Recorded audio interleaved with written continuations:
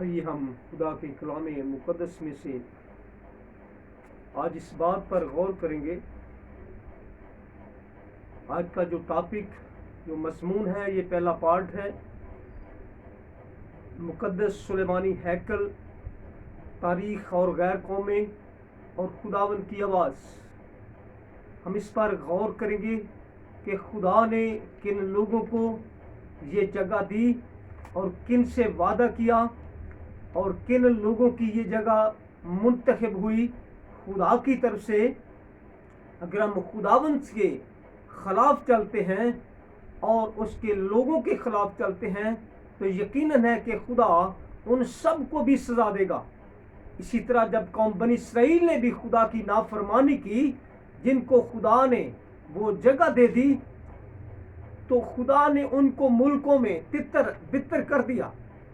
آج ہم اس بات پر غور کریں گے، خدا کے کلام مقدس پر، تاریخ پر، تاریخ کیا کہتی ہے اور خدا کا کلام مقدس ہمیں کیا بتاتا اور کیا کہتا ہے۔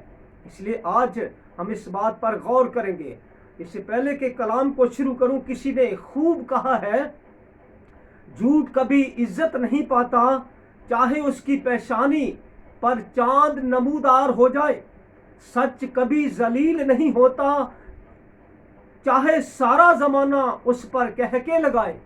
اس لیے آج ہمیں سچائی کو جاننا، اور کلام مقدس فرماتا ہے اگر تم سچائی سے واقف ہو جاؤ گے تو سچائی تمہیں آزاد کر دے گی۔ اس لیے ہمیں آزادی چاہیے۔ تو آزادی کسی قوم کے پاس، کسی قبیلہ کے پاس، کسی بادشاہ کے پاس نہیں ہے، لیکن یہ آزادی بادشاہوں کے بادشاہ کے پاس ہے، جو خدا کا بیٹا یسوع مسیح ہے۔ ہمیں اس کی آواز کو سننا ہے۔ اس لیے ہم تاریخ کو بھی اس میں جانیں گے، ہم بائبل مقدس کو بھی، بائبل مقدس کی صداقتوں کو اس میں جانیں گے۔ اس لیے ہم بائبل مقدس کی صداقتوں پر جب غور کرتے ہیں تو دنیا کی کوئی طاقت بائبل مقدس کی صداقتوں کو جھٹلا نہیں سکتی۔ اس لیے کیونکہ وہ خدا کا کلام ہے، وہ خدا کی بات ہے۔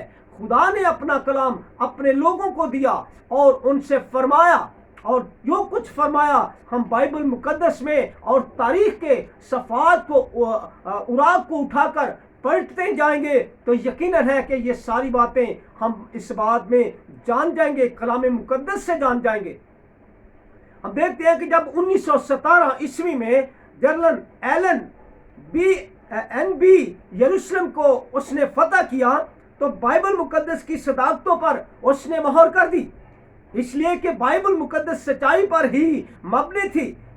اس لیے ضرور ہے کہ جب ہم ان باتوں کو جانیں گے تو یقیناً خدا ہمارے ساتھ ہوگا اور ہماری آواز کو سنے گا، اور ہم ان سب قوموں کے لیے بھی دعا کریں گے جو خدا سے دور ہیں، تاکہ خدا ان کو بھی اپنا فہم، اپنی عقل، اپنی حکمت عطا کرے، تاکہ وہ خدا کے کلام مقدس سے واقف ہو جائیں، خدا کے کلام مقدس کو جان لیں، اور ان کے گھٹنے بھی خداوند یسوع مسیح کے سامنے جھک جائیں۔ ہم جب دیکھتے ہیں کہ یسوع مسیح نے عرصہ دراز، غالباً 2600 سال پہلے یہ پیشن گوئی کی تھی۔ لوکا 21واں باب اس کی 24 آیات میں لکھا ہے کہ جب تک غیر قوموں کی میعاد پوری نہ ہو یروشلم پامال ہوتا رہے گا۔ جب تک غیر قوموں کی میعاد پوری نہ ہو تو یروشلم پامال ہوتا رہے گا۔ اب یہ سچائی ہم بائبل مقدس میں پڑھ سکتے ہیں، جان سکتے ہیں۔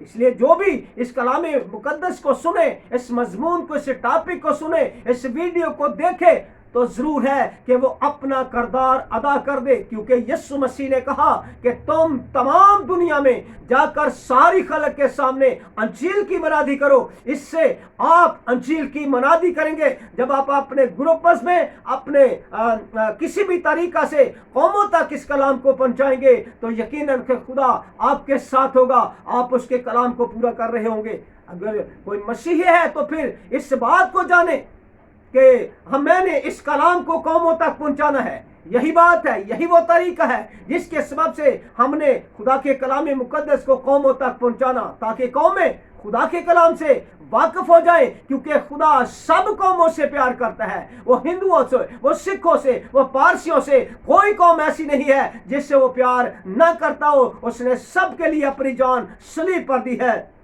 इसलिए उसने फरमाया, जो कोई मुझ पर ईमान लाएगा कभी हलाक ना होगा बल्कि हमेशा की जिंदगी पाएगा। ईमान लाने का यही मकसद है कि हम उसकी बात पर अमल करें, उसकी बात को सुनकर उस पर अमल करें।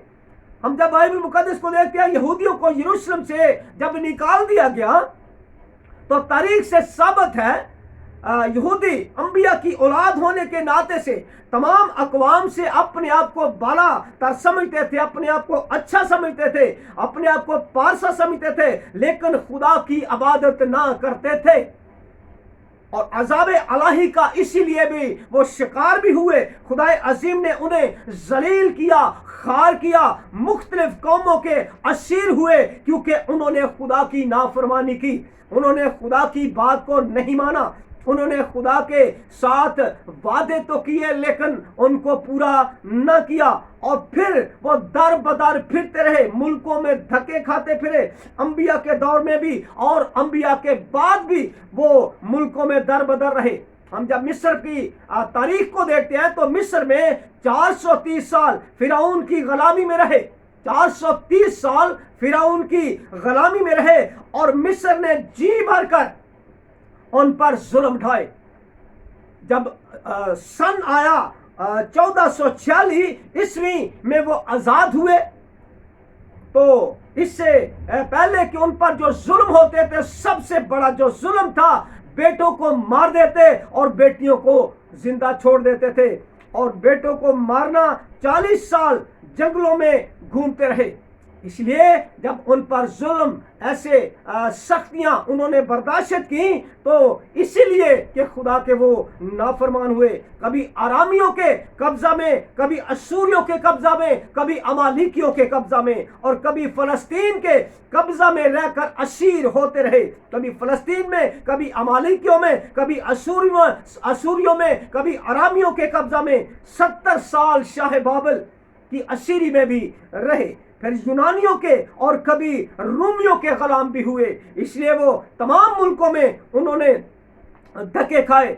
यहूदियों को जब हुकूमतों ने जलील करती थी, यहूदियों को सब हुकूमतें जब जलील करती, तो शाह हिड्रन 135 ईस्वी में बैतुल मुकद्दस से इनको निकाल दिया। शाह हिड्रन ने 135 ईस्वी में बैतुल मुकद्दस से इनको निकाल दिया गया। आए दिन बगावत करते, आए दिन उनके हुकूमतों के खिलाफ चलते, खुदा के खिलाफ चलते। इनका ये शेवा बन गया था कि ये ऐसे ही बगावत करते और ये मुल्कों में धक्के खाते फिरे। 135 ईस्वी में शाह हिड्रन ने इनको बैतुल मुकद्दस से निकाल दिया और यरूशलेम में दाखिल होने पर इनके लिए पाबंदी लगाई गई। इसलिए जब पाबंदी लगाई गई तो सदियों तक इनका दाखिला जो था वो बिल्कुल बंद रहा।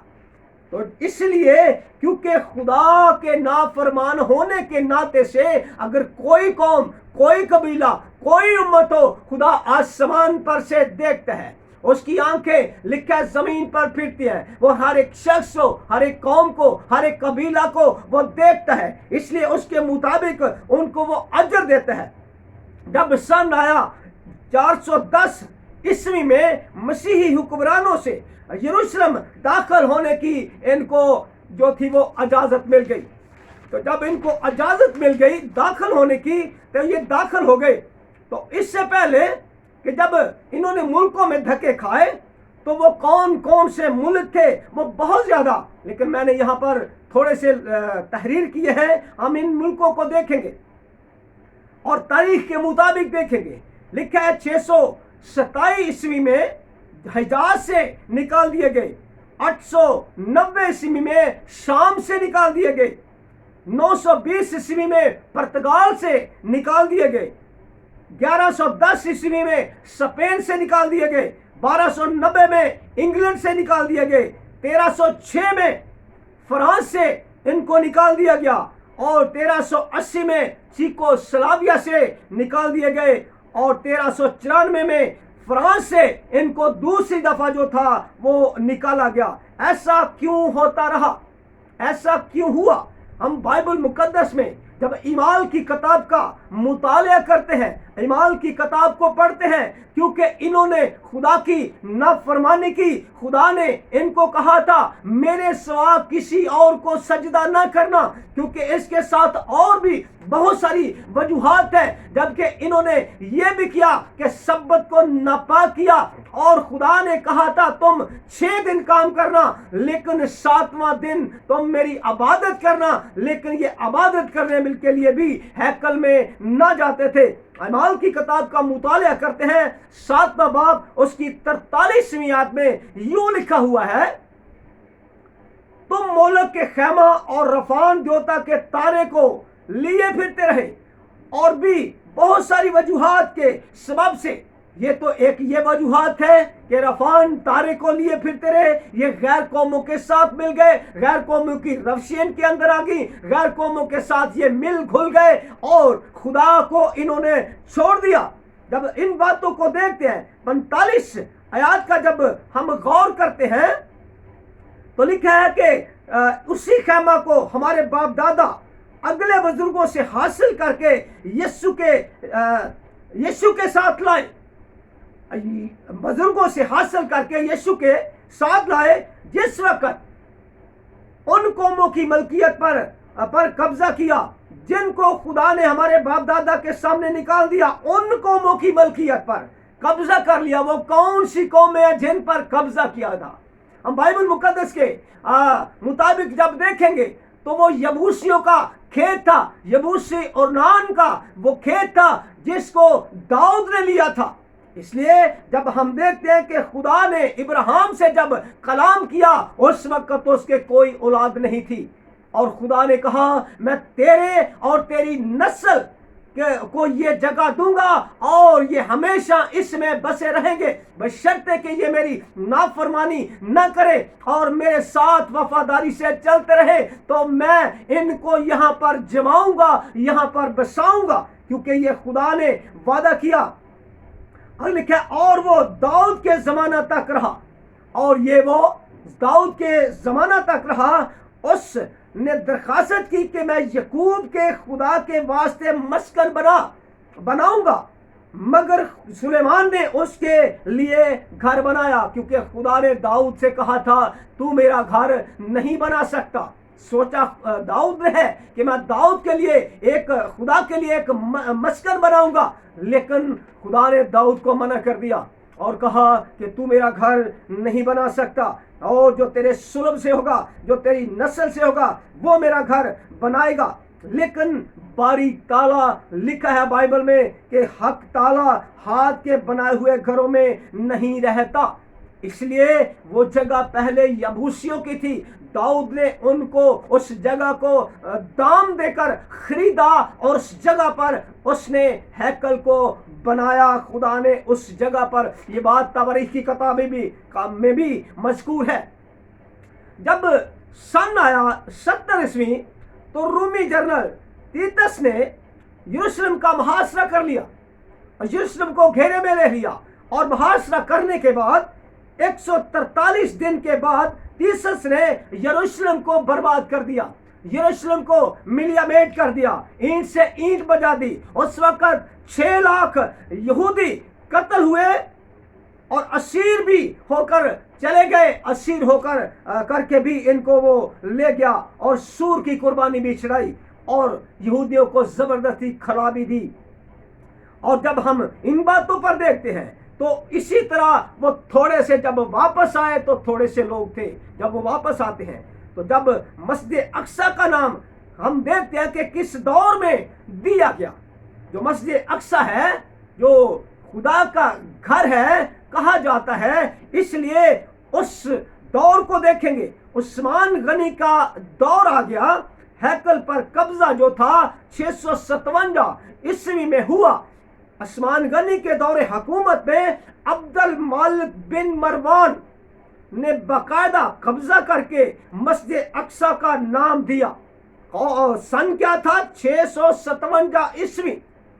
ये कब्जा 1260 साल रहा, پہلی جنگ عظیم کے اختتام پر جنرل ایل این بی نے 1917 میں ترکی کو شکست دی۔ عثمانیہ خلافت کا دور تھا، اس وقت یروشلم عثمانیہ حکومت کے ماتحت تھا اور اس پر ان کو قبضہ تھا، اس نے ان کو آزاد کروا لیا۔ 1948 عیسوی میں اسرائیل کی حکومت کا اعلان ہو گیا۔ اسی طرح جب ہم دیکھتے ہیں کہ 1260 سال اور جمع 30 جب 30 کرتے ہیں تو اس کا مقصد ہے کہ 1260 سال اس وقت پورے ہو چکے تھے، 30 سال یہودیوں کو آتے آتے جو تھے وہ پھر لگ گئے، تو یہ پورے 1290 سال ہو گئے۔ دانیل 12ویں باب اور اس کی 11 آیت کا آپ مطالعہ کر سکتے ہیں، اور لکھا ہے جس وقت دائمی قربانی موقوف ہو جائے گی اور اجاڑنے والی مکروہ چیز نصب کی جائے گی، 1290 دن ہوں گے۔ اس لیے آگے لکھا ہے مبارک ہے وہ جو 1335 دن تک انتظار کرتا ہے، وہ شخص مبارک ہے۔ 1290 سال جو ہے وہ پورے ہونے والے ہیں، اور خدا اپنے وعدہ کے مطابق پھر وہ جگہ اپنے لوگوں کو دے گا جن کے ساتھ وعدہ کیا گیا ہے، اور جو وعدہ کا فرزند ہے وہ اسحاق ہے۔ اسحاق وعدہ کا فرزند ہے، خدا نے اس سے وعدہ کیا، کسی اور سے وعدہ نہیں کیا، اور نہ ہی بائبل مقدس میں کسی اور کا نام لکھا ہوا ہے۔ اس لیے وعدہ کے مطابق جب دیکھتے ہیں تو وہ اسحاق کا نام پیدا ہوتا ہے۔ اسحاق سے یعقوب اور عیساؤ پیدا ہوئے، آگے ان کے قبیلے چل پڑتے ہیں، اسحاق سے قبیلے چل پڑتے ہیں۔ اس لیے جب مصر سے نکلنے اور بابل کی سیری کا زمانہ جو تھا، جب مصر سے نکلے اور بابل کی سیری کا زمانہ جو ہے وہ 859 کافیم ہے، اس لیے اسیری اسرائیل 70 سال نبوکت نظر کی غلامی میں بھی رہے۔ تو جب ہم بائبل مقدس کا بغور مطالعہ کرتے ہیں تو ہم یرمیہ نبی کے صحیفہ کو لیتے ہیں، اور یہاں پر ہم اس بات کو دیکھتے ہیں کہ یرمیہ 25واں باب اور اس کی 11ویں آیت کو ہم ذرا غور کریں گے۔ 25واں باب اس کی 11ویں آیت میں یوں لکھا ہوا ہے، یہ ساری زمین ویران اور حیرانی کا باعث ہو جائے گی، یہ ساری زمین ویرانی اور حیرانی کا باعث ہو جائے گی۔ جب ان باتوں پر جب ہم خدا کی باتوں کو دیکھتے ہیں تو خدا اپنے وعدوں میں عظیم خدا ہے، وہ سچا خدا ہے۔ آگے لکھا ہے اور یہ قومیں 70 برس تک شاہ بابل کی غلامی کرے گی، 70 برس تک شاہ بابل کی غلامی کرے گی، اور خداوند فرماتا ہے جب 70 برس پورے ہوں گے تو میں شاہ بابل کو اور اس قوم کو اور اس کسدیوں کے ملک کو ان کی بدکرداری کے سبب سے سزا دوں گا، اور میں اسے ایسا اجاڑ دوں گا کہ ہمیشہ تک ویران رہے، اور میں اس ملک پر اپنی سب باتیں جو میں نے اس کے بابت کہی ہیں، یعنی وہ سب جو اس کتاب میں لکھی ہیں، جو یرمیہ نے نبوت کر کے سب قوموں کو کہہ سنائی۔ اب یہ سب باتیں بائبل مقدس میں یروشلم کا آباد ہونا، یروشلم کا ڈھایا جانا، یروشلم کا پھر آباد ہونا، ان پر غیر قوموں کے قبضے ہونا، اور وہ کبھی کسی قبضہ میں، کبھی کسی قبضہ میں، کبھی کسی کے قبضہ میں آنا، یہ بائبل مقدس میں مرقوم ہے اور لکھا ہوا ہے۔ اس لیے آج ہم ان بات پر غور کریں گے۔ یہ پہلا پارٹ ہے، تو میری گزارش ہے کہ یہ مکمل طور پر سنیں تاکہ آپ تاریخ سے اور بائبل مقدس سے بخوبی طور پر باہوالا جو ہے وہ واقف ہوتے جائیں۔ جب ہم واقف ہوں گے ہمیں کوئی خطرہ نہیں ہوگا، کیونکہ بائبل مقدس اس بات کو بیان کرتی ہے۔ بائبل مقدس کو کوئی بھی قوم، کوئی قبیلہ، کوئی انسان، کوئی عالم، کوئی فاضل کبھی بھی جھٹلا نہیں سکتا۔ اس لیے جب ہم تواریخ کا مطالعہ کرتے ہیں، دوسرے تواریخ 36ویں باب میں یوں لکھا ہے بنی اسرائیل 70 سبت کھائے تھے، کیونکہ جیسے خدا نے کہا تھا کہ تو 6 دن کام کرنا، 7واں دن میرا ہے۔ اس لیے تم میری عبادت کرنا۔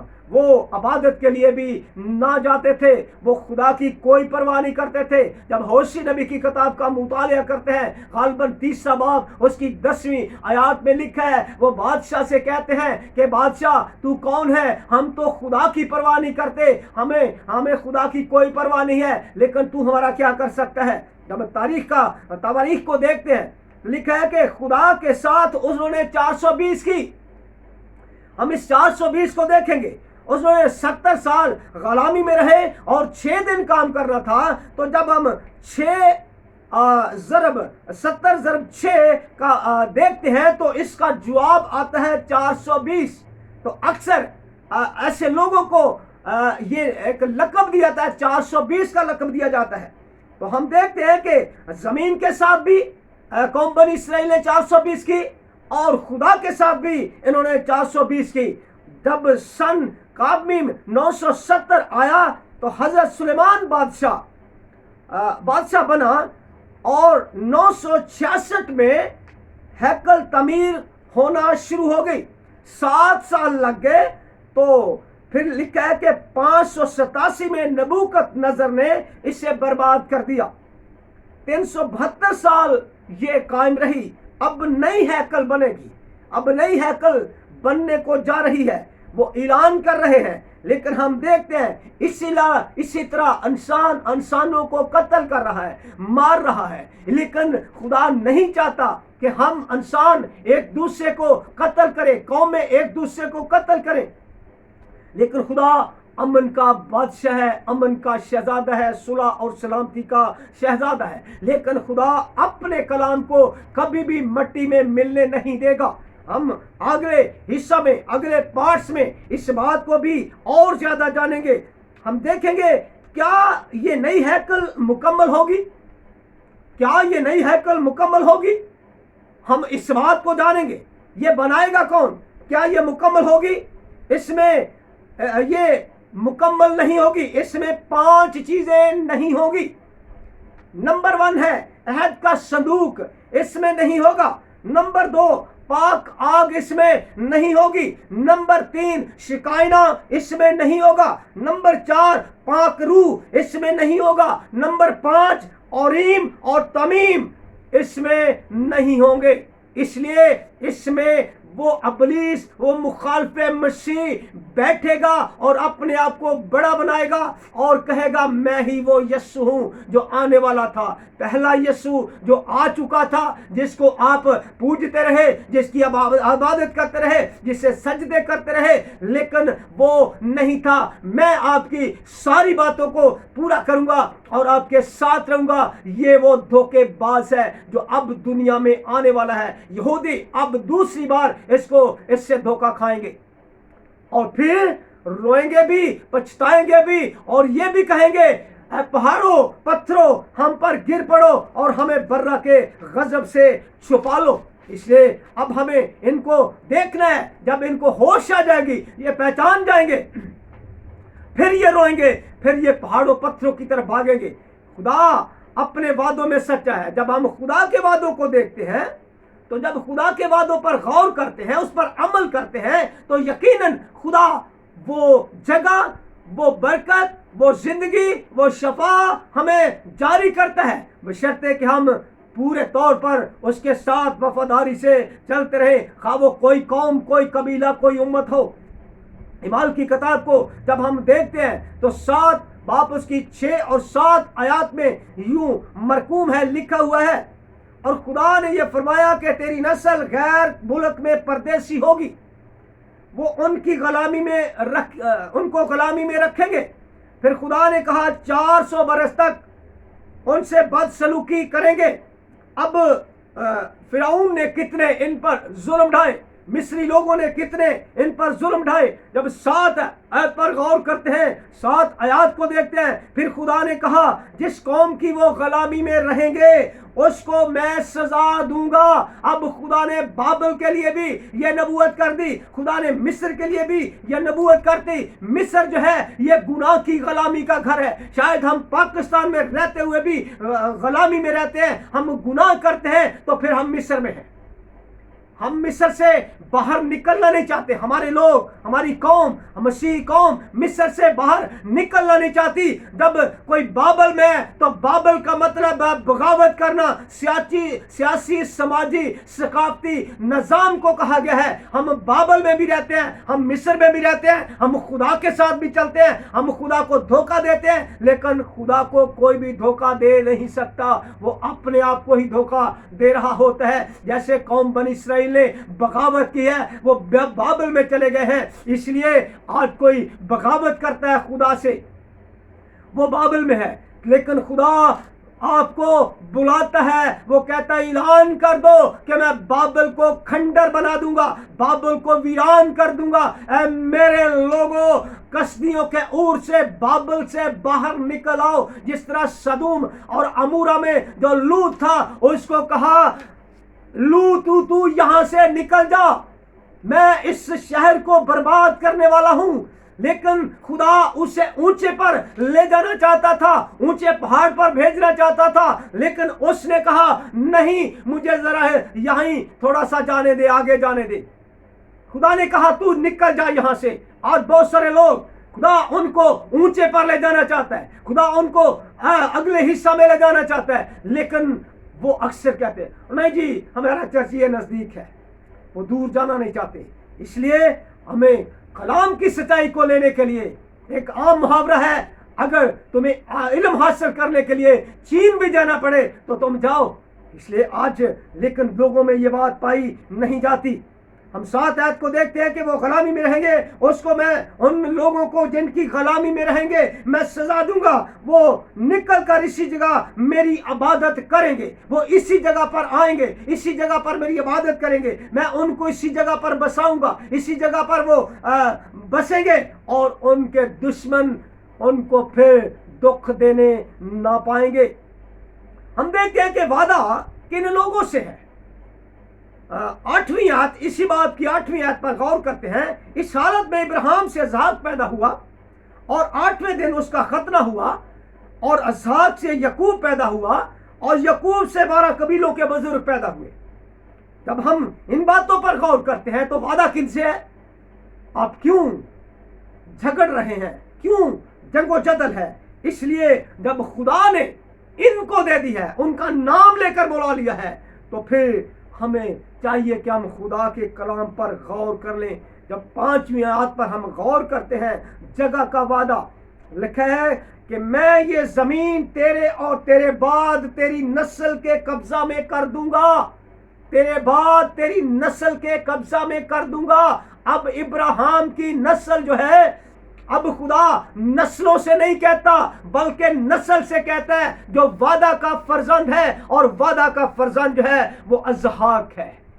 تو اسحاق سے 12 قبیلے جو ہیں وہ چل پڑتے ہیں. وہ 12 بزرگ جو ہے اسرائیل کے, جو 12 قبیلے ہیں وہ شروع ہو جاتے ہیں. اب جب کہ ہم آگے چلتے ہیں تو اس وقت ابراہیم سے کوئی اولاد نہیں تھی جب وعدہ کیا گیا تھا. تو پھر خدا اپنے وعدوں میں عظیم, سچا, ازلی اور ابدی, کائن نامداد, فخر موجودات, باعث تخلیق ہے, جس نے سب کو تخلیق کیا, آسمان اور زمین کو اس نے تخلیق کیا.